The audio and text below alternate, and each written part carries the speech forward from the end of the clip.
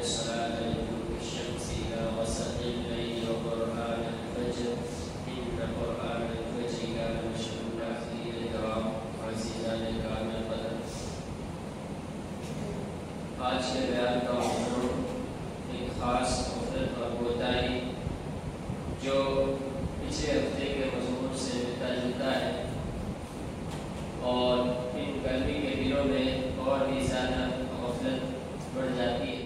پچھلے ہفتے نماز کے متعلق کافی باتیں کہی گئی.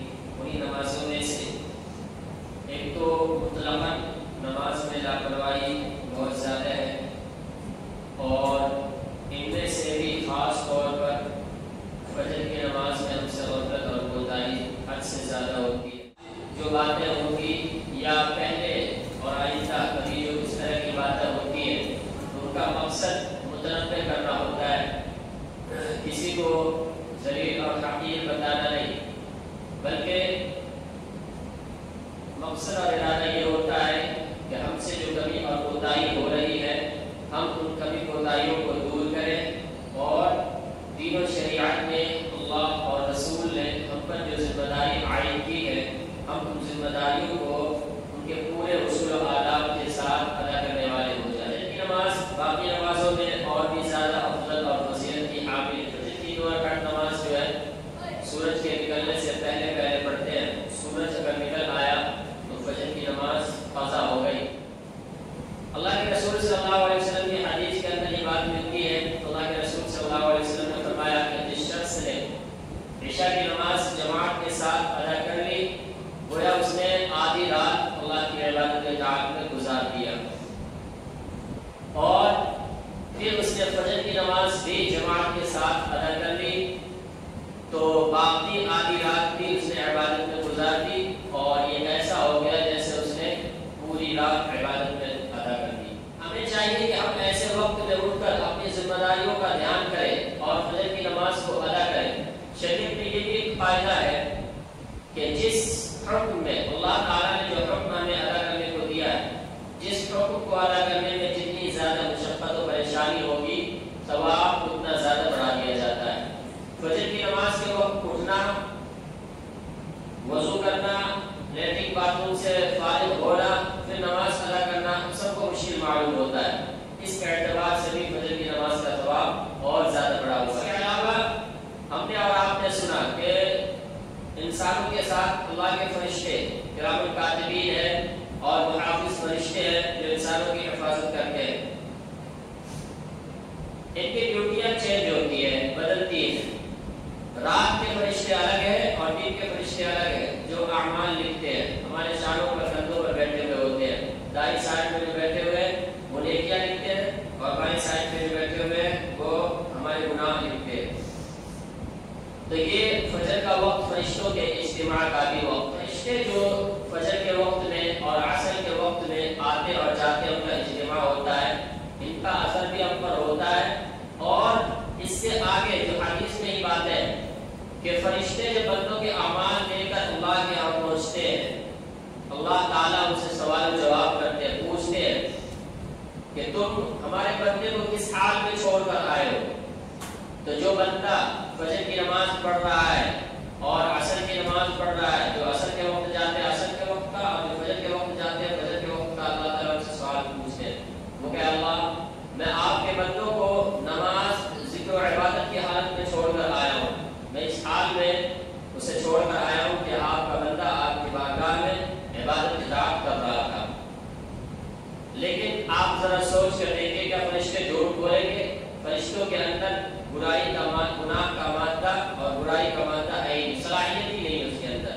اللہ تعالیٰ نے وہ صلاحیت اور وہ قوت ہی اس کے اندر نہیں رکھی. ایسے جیسے ہمیں کوئی کہے کہ زمین چھوڑ کر آسمان میں اڑنے لگو، ہم سے نہیں ہوگا.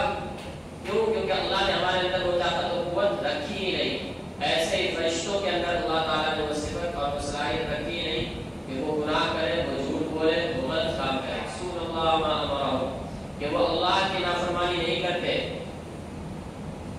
اور جو اللہ کا حکم ہوتا ہے وہی وہ کرتے ہیں. اللہ تعالیٰ نے خود جب فرشتوں کے بارے میں کہہ دیا ہے کہ یہ فرشتے اللہ کی نافرمانی نہیں کرتے، جو حکم ہوتا ہے اس کو پورا کرتے ہیں، تو ہم اور آپ سوچ کر دیکھیں کبھی ایسا کہ فرشتے جھوٹ بولتے ہیں.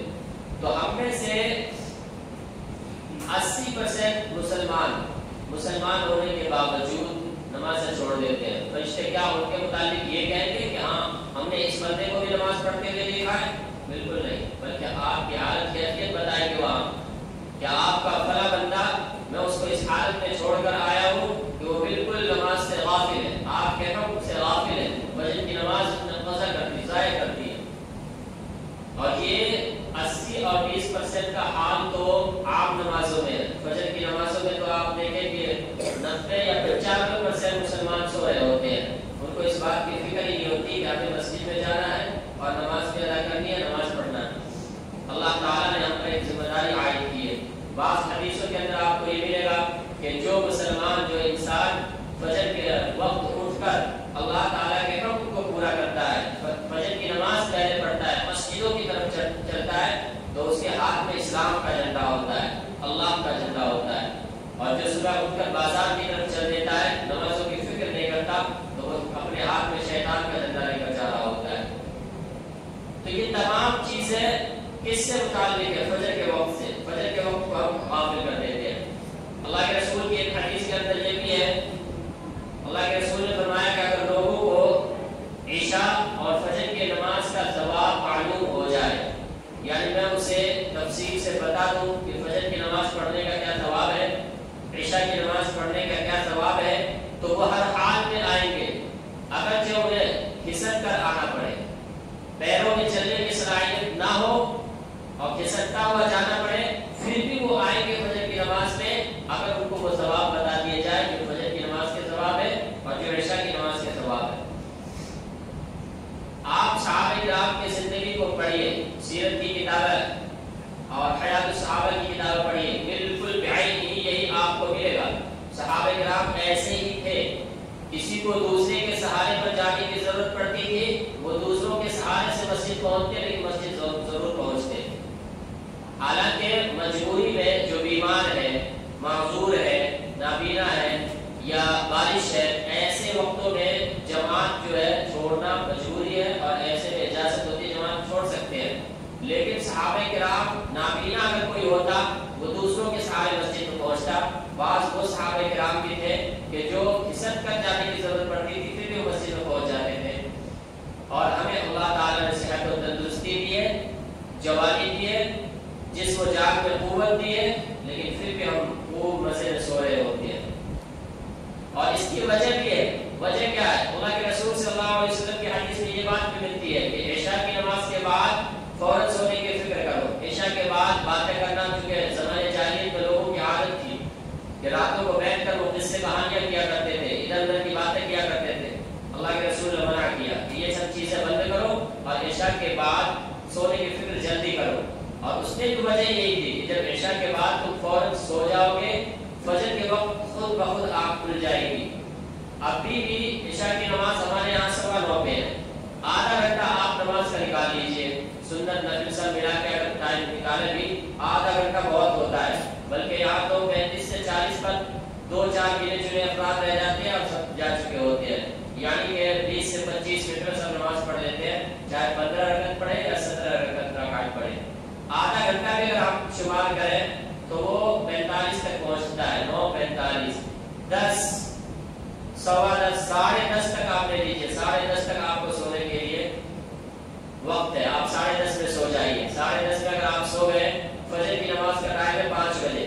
آدھا گھنٹہ پہلے آپ کو اٹھنا پڑے گا، کیونکہ فجر کے وقت میں جو ہے ٹوائلٹ باتھ روم بھی جانا ہوتا ہے، وضو وغیرہ بھی کرنا ہے.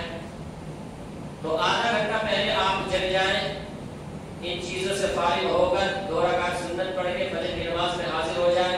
یہاں آ کر 2 رکعت سنت پڑھ لیں. تو دونوں کے درمیان میں سونے کے لیے آپ کو کتنا ٹائم ملا؟ 10:30 سے 11:30 12:30 5 سے 6 گھنٹے آپ کو مل رہے ہیں. 6 گھنٹہ کافی ہے صحت و تندرستی کے لیے. 6 گھنٹے میں آپ کی نیند پوری ہو جائے گی. 4:30 تو ادھر ہو گئے اور 2 گھنٹے ادھر، 6 گھنٹے ہو گئے. تو غلطی ہم سے سب سے بڑی تو یہی ہوتی ہے کہ ہم سوتے وقت اللہ کے رسول کے حکم کو توڑتے ہیں. اللہ کے رسول نے کہا کہ سویرے سونے کی فکر کرو، اور ہم کہیں نیوز پیپر دیکھ رہے ہیں، کہیں فون چھیڑ رہے ہیں پتہ نہیں 100 طرح کی لغویات اور فضولیات، کھانے پینے میں لیٹ، کام سے آنے میں لیٹ، اور بھی مختلف قسم. تو جب ہم ایک حقوق کو توڑتے ہیں وہ ہمیں دوسرے حقوق کو توڑنے پر مجبور کر دیتا ہے. سوئے رہتے ہیں، سونا عذر ہے، لیکن وہ سونا عذر نہیں کہ جو آپ اپنے اوپر خود سے مسلط کر کے سو رہے ہیں.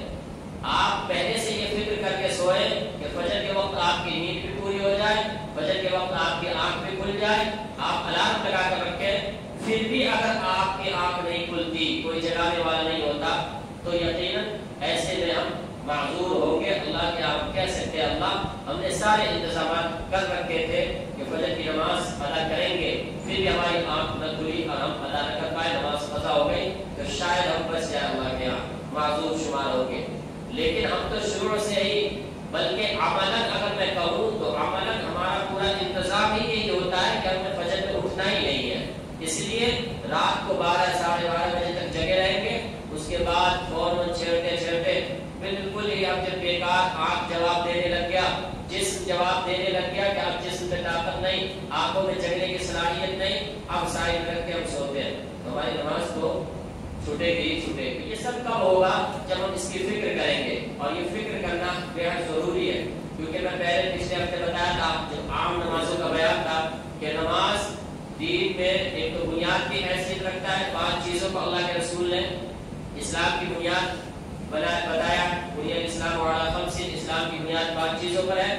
توحید یعنی کہ ایمان و عقائد، اللہ کو ایک ماننا، رسول اللہ کو اللہ کا رسول ماننا وغیرہ. اور دوسرے نمبر پر اعمال میں تذکرہ نماز کا، اور یہ بھی بتایا تھا کہ قیامت کے دن جو سب سے پہلے حساب لیا جائے گا نماز کا، یعنی نماز کو اسلام کے اندر مرکزیت حاصل ہے.